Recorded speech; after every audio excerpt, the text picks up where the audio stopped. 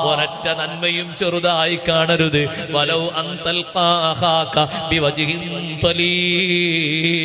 പ്രസന്ന മുഖത്തോടെ നിന്റെ സഹോദരനെ അഭിമുഖീകരിക്കലാണെങ്കിലും അതിനും വരെ വലിയ കൂലിയുണ്ട്.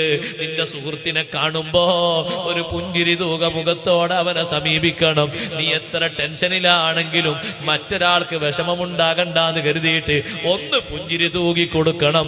അതിന് വരെ വലിയ സന്തോഷമുള്ള അമലല്ലേ. മറ്റൊരാൾക്ക് നിന്നെ കണ്ടുള്ളൊരു സന്തോഷമുണ്ടായില്ലേ, വലിയ പ്രതിഫലം അല്ലാഹു സുബ്ഹാനഹു വ തആല കണക്കാക്കി തരും. വലിയ വേശ്യാവൃത്തി ചെയ്തൊരു മനുഷ്യന് വിശന്ന് വലഞ്ഞ് മണ്ണ് തിന്നുന്ന നായക്ക് തന്റെ ഹുഫൂരിയിട്ട് വെള്ളം കൊടുത്തപ്പോ ദോഷം പുറത്തു കൊടുത്ത് അല്ലാഹു സ്വർഗം നൽകിയില്ലേ. ചെറിയ ഒരു സുഹൃതമാണെന്ന് കരുതിയിട്ട് തള്ളിക്കളയാമോ?